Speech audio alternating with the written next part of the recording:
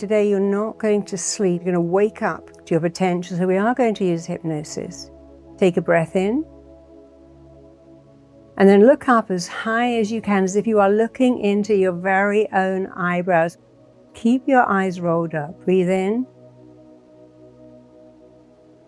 Breathe out. Take another deep breath. Breathe in. Breathe out.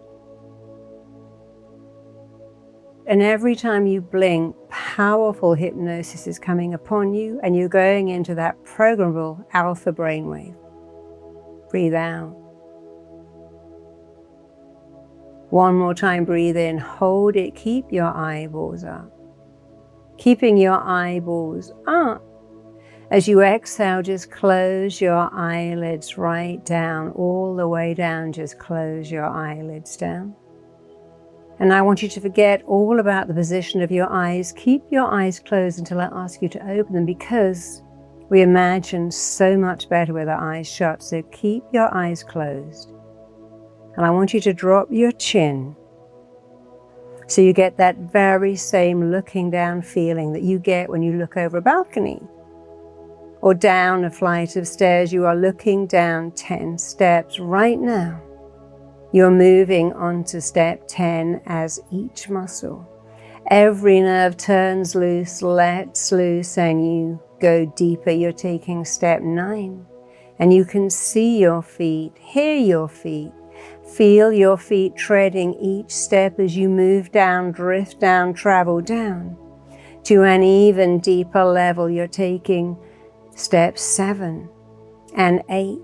And as you take steps 7 and 8, you are going deeper with every sound that you hear. The sound of your breathing is taking you deeper. The sound of your heartbeat is taking you deeper as you take step 6.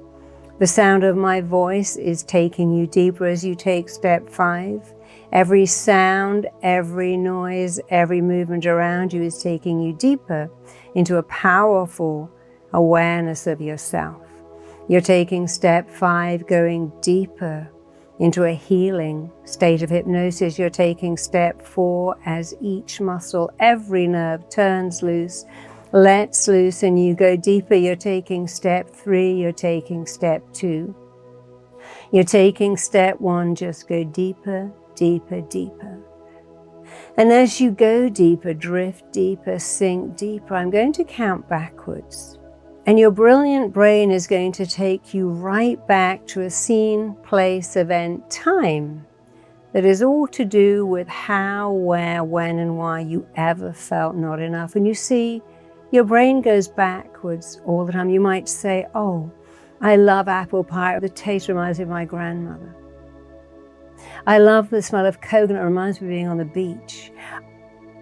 I love that Barry White song. It's the music I dated my first boyfriend to. So sounds, smells, and taste make our brain go back. The brain always goes back to, what does this mean? So it's the most easy, normal thing to go back. You're going to ask your brain, and even as I speak and tell you, you are going back to a scene, place, event, time that caused you to buy into not enough, and that caused you to believe you're not enough. Even as I say that, your brain's already looking for that scene. So right now on the count of 5, it's as if the movie of your life is rewinding. You're pressing rewind, and the movie of your life is going backwards, backwards, backwards. Years, months, weeks, days are peeling away from your body. You are becoming younger, you're becoming smaller, you're becoming lighter, you're becoming shorter. You are drifting back, traveling back, moving back, being drawn back, pulled back, taken back to a scene that is all to do with how, why, where you ever believed you're not enough. You're becoming younger, smaller, lighter, shorter. That movie of your life is rewinding, rewinding, rewinding, stopping. And as it stops right now, and I ask you some questions, you immediately know the answer. So rather like switching on your computer and a scene filling up the screen, a scene is filling up your mind. This scene in your mind where you are now, this scene when you ever began to believe you were not enough. Is it daytime or is it nighttime? Are you inside or are you outside? Are you on your own? Is anybody with you? And here is the only question that matters. This scene where you are now. What are you doing? What are you seeing?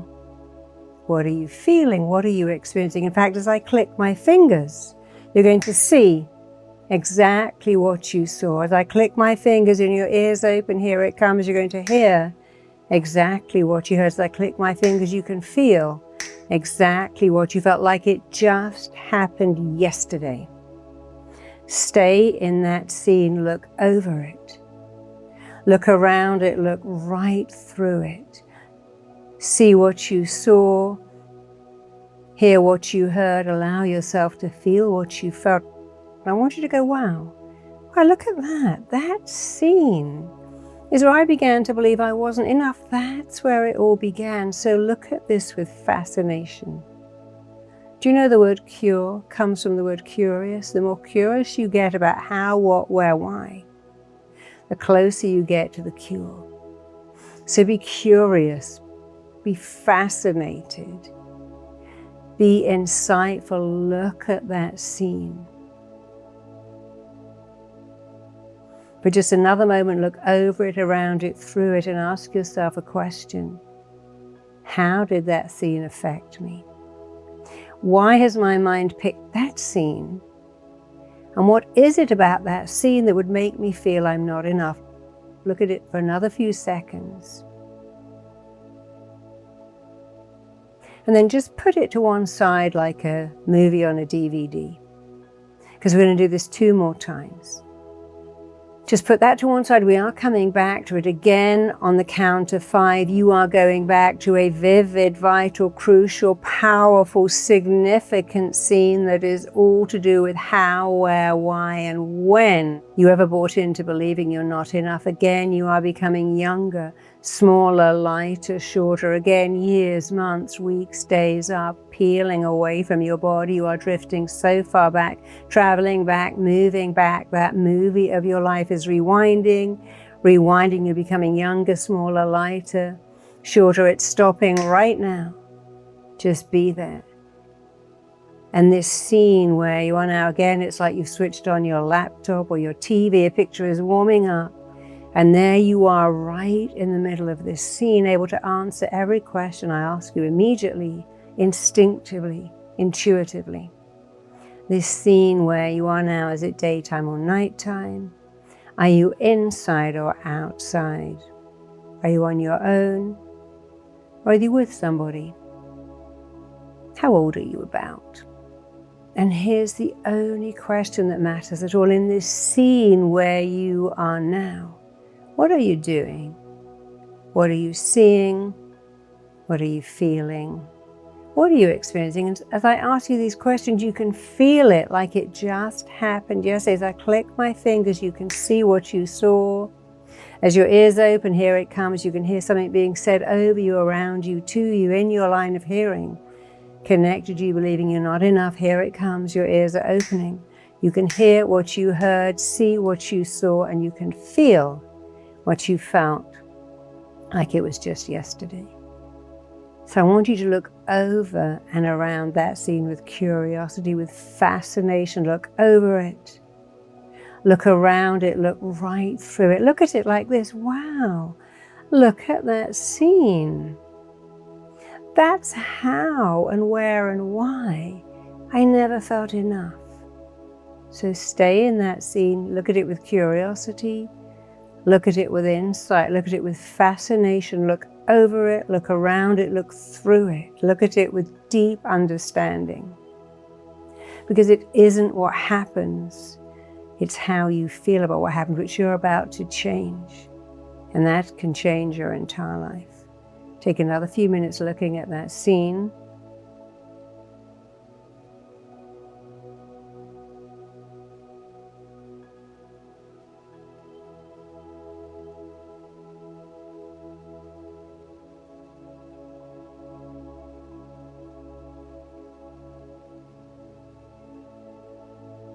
And let's just do this just one more time.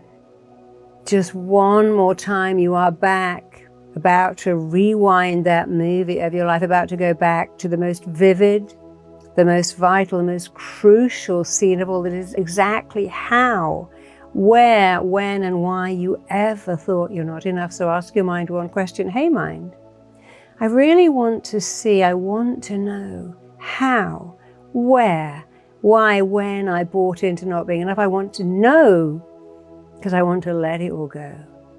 And of course, understanding is power. When your mind gets it, oh, you want to know, you're ready to know, and knowing is going to be freeing for you. And you're going to go back to the most vivid, vital, crucial, powerful, significant scene.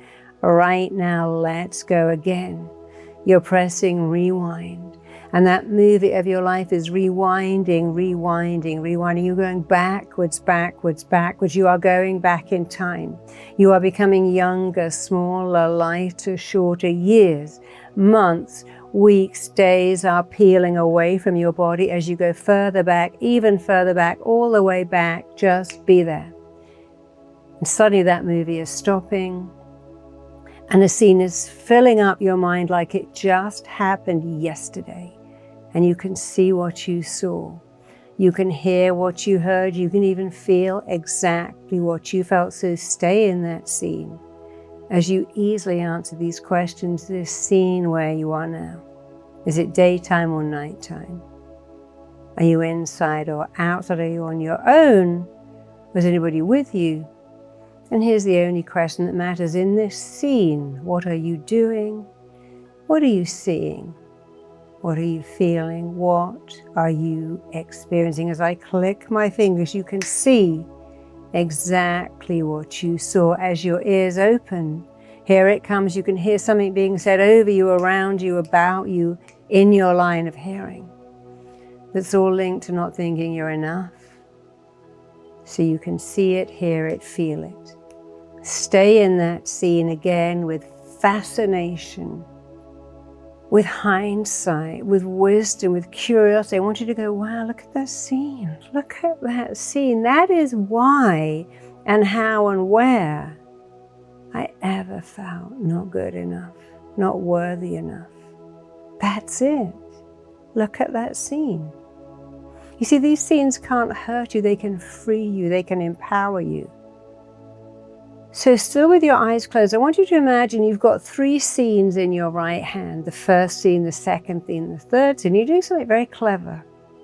You're going to look for a word or a phrase that links all these scenes together. So imagine you've got a television screen divided into 3, and you can see each of those scenes playing. And as you see them playing, your genius brain is coming up with a word. Could be abandonment, rejection, criticism. But you're seeing a word, a phrase that links all the scenes together. As you link those scenes together, you're beginning to get it. Oh yes, that's it. Maybe the word is rejection. Maybe it's comparison. Maybe it's something else. Maybe it's being lonely or feeling abandoned. You know. So look at those 3 scenes. And I want you to look at them with fascination. Because this was you as a kid, and this is how you felt. And that's perfectly okay.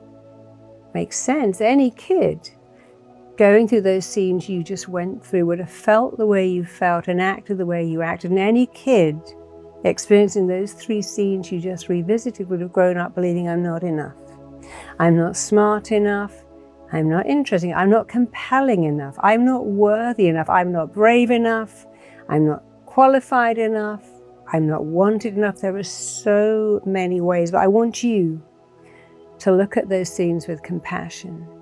Any kid experiencing what you just experienced and revisited would have grown up feeling not enough. And that's okay, because now we're ready to let it go. So this is not about me, it's about you. But when I was a kid, when I was about 4, my mother had just had a new baby, and I wanted to please her. And I tried to make her tea, but I didn't know how to boil the kettle, so I made it from the tap, and I took it into her. And she said to my dad, oh, she can't even boil a kettle. He said, that's your daughter. She went, no, my daughter's asleep in her cot. And I've never forgot her saying that, oh no, that's not my daughter. My daughter's asleep in her cot. So my mother made me feel second best immediately, second best, inferior, inadequate. And the fact that I've never forgotten it, I can remember it like it happened yesterday because it went in and made me think, oh, she likes my sister more than me.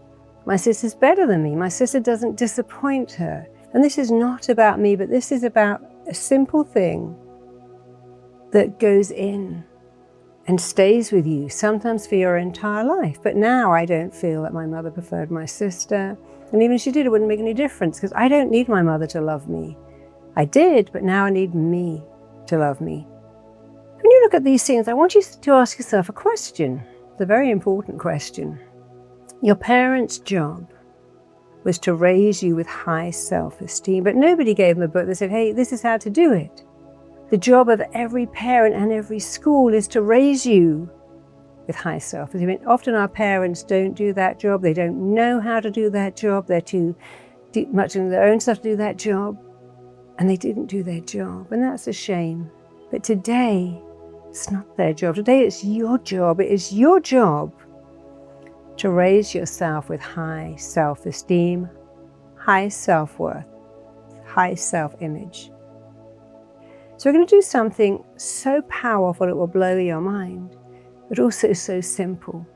You're going to go back to scene one and you're going to say out loud, that's not me anymore. Because, so if that was me, I'd say, well, that's not me anymore. My mother doesn't prefer my sister. And anyway, I love my sister. We have a great relationship.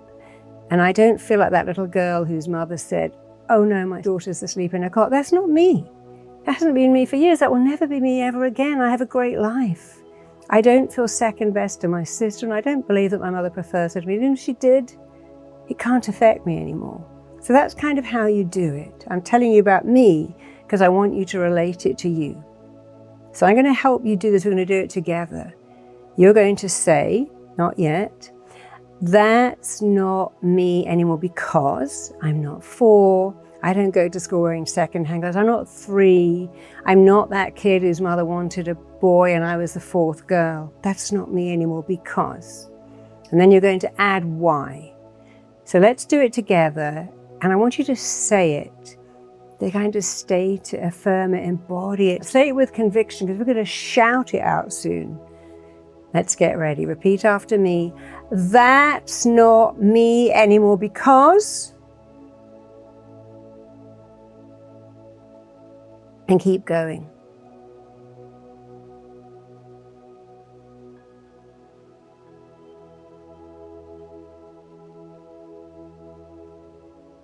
Still in scene one, I want you to, a little differently now. I want you to repeat these very words. That will never be me ever again for the rest of my long, gorgeous life because. Let's do that again. That will never be me ever again for the rest of my long, gorgeous life because. Finish that sentence. Shout it out to me on the screen. Imagine I can hear you. Shout it out, scream it out, state it, affirm it, embody it, keep going. Take as long as you need. And if you need longer, you can do it again when this is over. You can do it many times. You know why? It's so powerful. So let's go to scene 2. Remember the second scene? And I want you to say, repeat after me. Let's do it now. That's not me anymore because. Shout it out. Tell me why that isn't you. Cannot be you, will not be you ever again. Take as long as you need. Keep going. And still in scene 2. Let's do it again, but a little differently. I want you to repeat these exact words. Let's go. That will never be me ever again for the rest of my long, gorgeous life because. Complete that sentence. Shout it out, scream it out. Really say it like you mean it. Say it like it's true because it is true. Really go for it.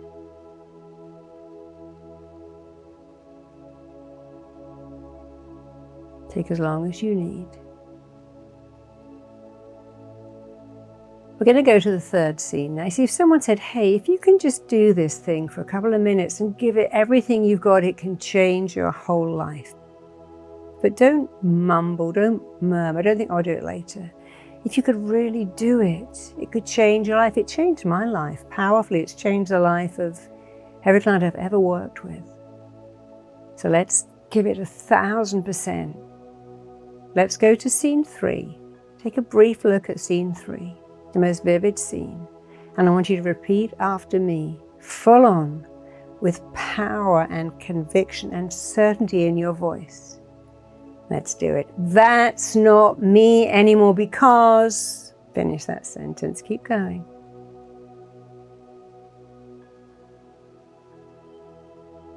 Say it, state it. Keep saying it. Take as long as you need. Same thing, a little differently. Repeat these exact words. That cannot be me and will not be me ever again for the rest of my long, gorgeous life because... Finish that sentence. State it, say it, affirm it, shout it at me.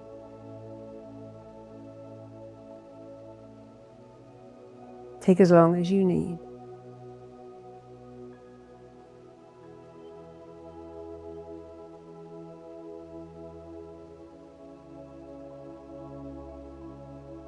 And I want you to just imagine looking at that little kid and realizing, you know, that isn't me. I was that kid whose parents didn't know and couldn't be bothered, didn't have time to make me feel I mattered, to build my enoughness. I was that kid, but today I'm a grown up, and today it's my job, not theirs, to build my enoughness. So we're going to build your enoughness right now.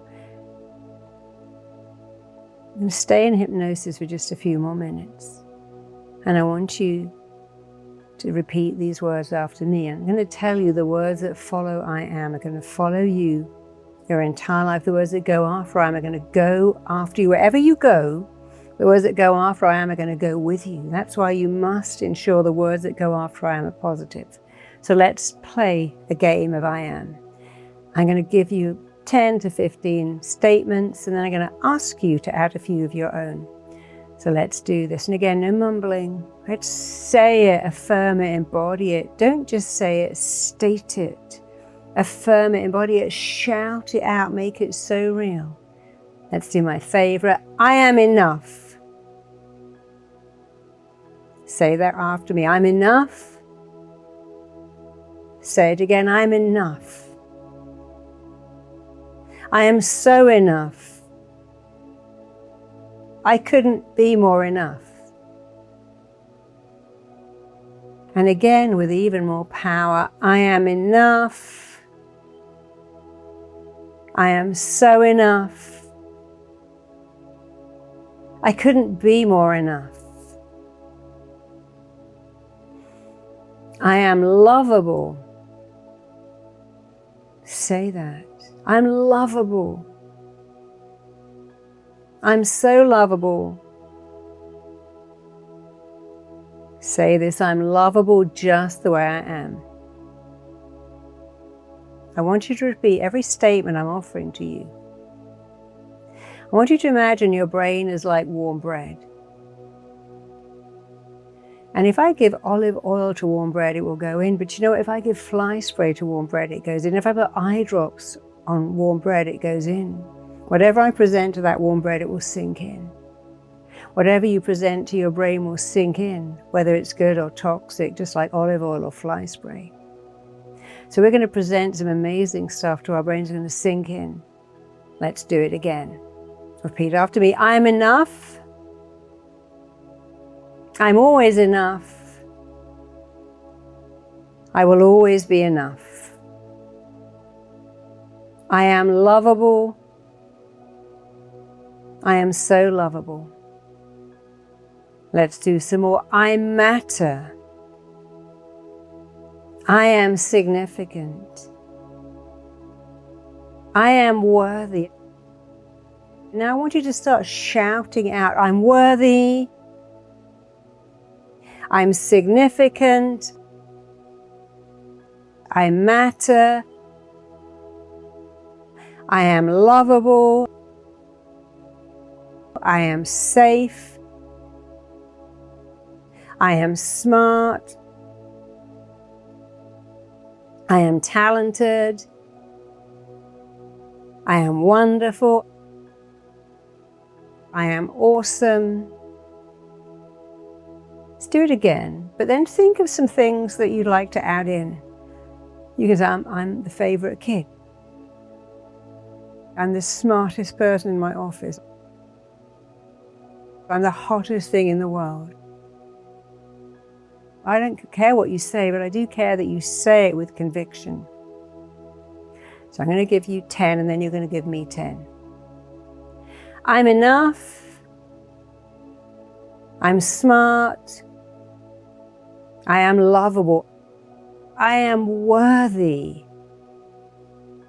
I am gifted. I am intelligent. I'm amazing. I am awesome. I'm a gift to the world. I am significant. Now add 5 more. Pursue, shout them out, state them, affirm them, embody them. Do it now.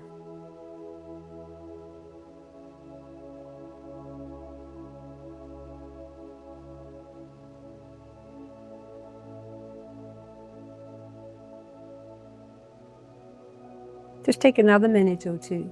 It's all you need.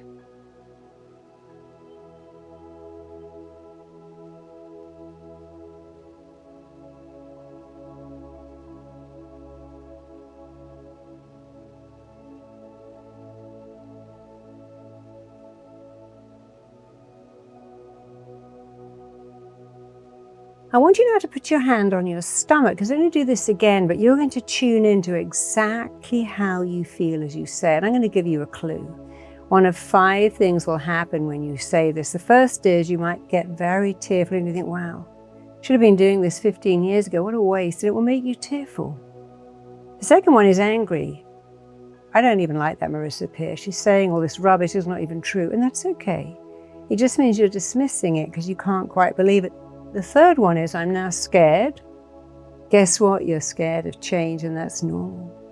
And the only way to overcome a fear of change is to control the direction of change in your life and make it change for the better. The fourth one is, oh, this is that silly old woo-woo. But you know what silly old woo-woo is? Silly old woo is actually quantum physics. And quantum physics, the most reliable science in the world, says something incredible. It says, if you can change your energy, if you can change the way you vibrate, you can change your own life and the lives of people around you. So if you can just change your energy body, the energy you vibrate at, you can change everything. So you could feel sad, angry, fearful, dismissive.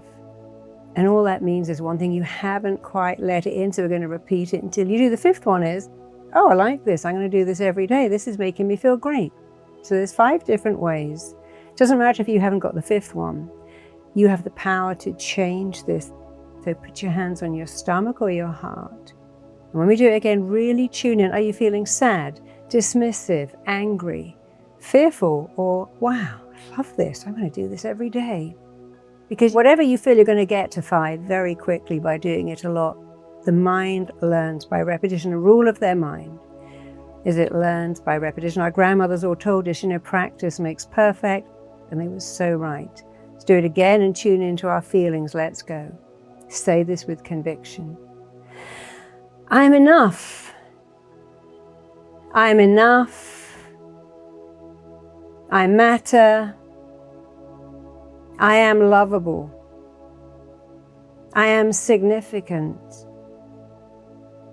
I am smart. I am capable. I am gifted. I'm incredible.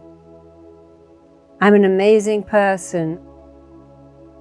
I'm here with something incredible to offer the world. I am lovable. I am intelligent. I'm worthy of everything. I'm deserving of everything. Keep going. Add some personal ones and really tune in again to how you're feeling. Take a couple of minutes, do it more.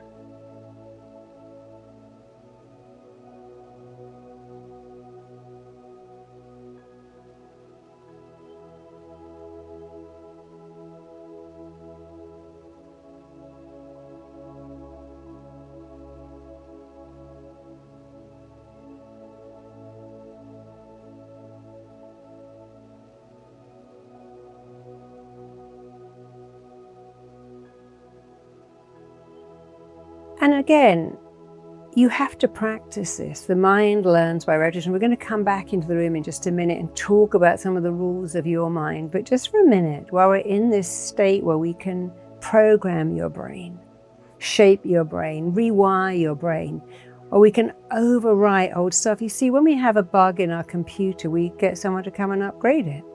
But we're upgrading the bugs in our thinking. We're overwriting an old program that doesn't help us. We're overwriting it, we're overriding it, and we're doing it really well. You're doing it with me right now.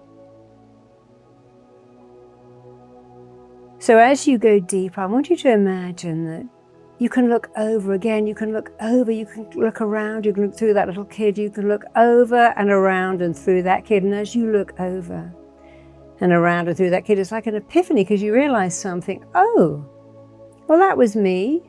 And there's no doubt it has some challenges, but you know what? For the rest of your life, it will never, ever, ever again be relevant or necessary or interesting or even appropriate ever again to think about that kid, because that kid isn't you, that was you, but that's behind you. For the rest of your life, it will never again be relevant, necessary, interesting, or even appropriate to think or feel or act or react that kid, because that kid isn't you, that kid is a memory.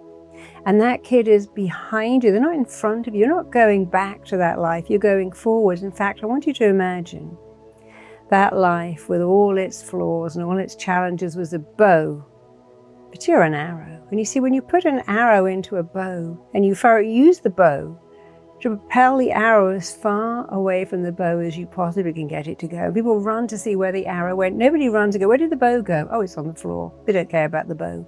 Let's follow the arrow. Look, it's fast, it's straight, it's swift. So you're an arrow, you're not a bow. And as bad as your childhood might have been, it's a bow. And it's firing you forwards as far away from it as it can. Arrows never go backwards ever, they always go forwards, sometimes really far. But they always go forwards, however you fire them. So you're an arrow, and that past is a bow. And as you think about your past as a bow and you as an arrow, free, straight, powerful, independent, you understand something. It will never again be relevant, necessary, interesting, or appropriate to feel like that kid. In fact, every day you are moving on from one phenomenal sense of accomplishment to another. Every day you're moving on from one sense of achievement to another. Every day you understand something so true. It was your parents' job to grow your self-esteem. Today it's your job. And you take on that job with glee, with pride, with delight. It was your parents' job. They didn't do that well. We can forgive them for that, because their own parents did the same thing of not doing good enough job. But today you are free to do a better job. Today you understand it is your job to grow your self-esteem, to grow your self-worth, to grow your enoughness, and nobody can do it better than you. And every day in the shower when you go, I'm enough, I matter, I'm significant, you are growing your self-esteem. And you're growing it powerfully every day in the shower when you're waiting for the kettle to boil, the coffee to percolate, the toaster to pop, when you're waiting for your phone to charge and your computer to download something. That's your cue to say, I'm enough. And imagine this, imagine changing your password safely. So they say, I'm enough with some squiggles and dots and capitals, lowercase.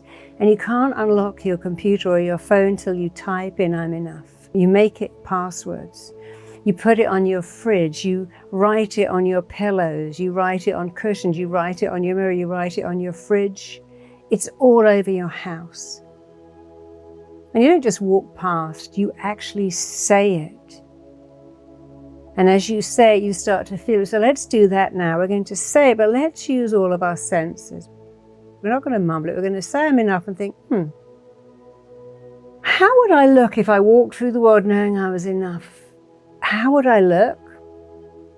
How would I feel? What kind of things would I hear? What kind of things would I say? We can even use the smell and taste. So still with your eyes closed, I want you to go, I'm enough. I'm enough. I'm enough. But I want you to notice something. Imagine you can look at yourself on a screen. And here's a question. How do you feel as you walk through the world stating, affirming, embodying enoughness? How does it feel in your body? How free do you feel? How good do you feel? How empowered do you feel?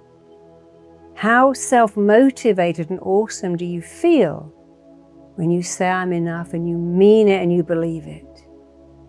And what do you look like? How do you move your body? How do you hold your head? How do you make eye contact? What do you look like? What are you wearing? What are you doing? How are you sleeping? How are you conducting your life at work, knowing with unshakable, unwavering conviction that you are so enough, couldn't be more enough, and will be enough until the end of your life? Because it's not what you do, it's who you are. What does that look like for you? Take a minute and really see it. And if you can't see it yet, that's okay, just going to practice. We're going to use all of our senses. Visualizing it is not the most important. Feeling it and hearing it is just as important. So let's do a really easy one. What kind of things do you hear when you know you're enough? Do you hear people saying, wow, I'm so lucky you're my friend? You know, if there's a template for a friend, it would have your name all over it. Imagine your boss saying, wow, this company is so lucky to have you. You're so indispensable to us. We value you. Imagine the person you love telling you, wow, so lucky I got to spend my life with you. And your kids saying, wow, you're a great mom, you're a great dad. If you don't have kids yet, you can imagine that for later. So really go into the words you hear other people say, all the compliments you get, all the feedback you get from colleagues, from people at work, from people at home, from friends, from family, from loved ones. And what kind of words come out of your mouth when you know you're enough? When you know you're enough, you stop saying it's a problem, it's a challenge. You stop saying, I'm sorry, you say, hey, thanks for waiting for me. Thanks for helping me out with that. Thanks for looking after me when I was having a bad day. Don't go, sorry, I'm late. Oh, sorry, I can't understand that. Sorry, I'm not very well. You say, thank you so much for waiting for me, for being a friend, for helping me out. Thank you. So imagine you replace a lot of sorries, but when you have to apologize, you replace the sorries with thank you. You tell yourself, I'm great, I'm parenting myself, I'm doing this enoughness. What kind of words are coming out of your mouth? And what is your tone of voice like? And how often do you say it? And is it sinking in like butter on warm bread? Because it can't not sink in. So what does it look like? What does it feel like? What does it sound like? You know, we say, I can smell the money, the smell of success. What does that smell like? What do you smell like? Maybe you're with your partner and they're smelling your hair. Maybe you're making coffee together or dinner together, or loving their fragrance, they're loving yours. And what does it taste like? Maybe you're imagining kissing your little baby's feet or kissing your partner. So use all of your senses, the big ones, what it feels like, looks like, sounds like, but also use smell and taste, because that's important too.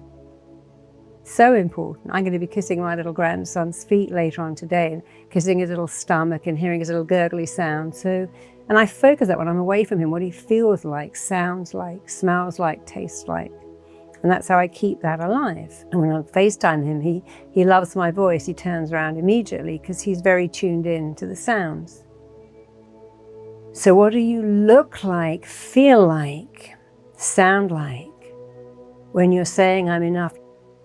You see, the more you can activate all your senses, the more real it is. The more real it is, the more it sinks in until your mind doesn't argue. When you go, I'm enough, your mind will go, you're not really enough. Because you're very messy, you know, and you're terrible at accounting, and you're always late for everything. Your mind doesn't do that.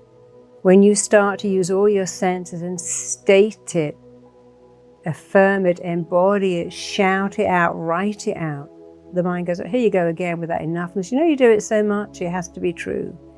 And now it goes in. So just take another minute. We're about to come back into the room, but I really want you to get so familiar with this that you're going to do it again and again and again. Imagine every night before you go to sleep, you just take a minute of saying, I'm enough. And remind yourself, what does it feel like, look like, sound like? Before you go to bed, just after you wake up in the shower. When you're waiting for the kettle to boil, you say it. And you say it so much that you run out of any objection. You can have objections, but then you add them in. Yeah, I'm a late person, I'm still enough. I'm an untidy person, I'm still enough. And then eventually you realize, oh, it's me that's objecting. No one else is objecting. I am, but I've run out of objections. And even if I haven't, my mind just say, yeah, it is true.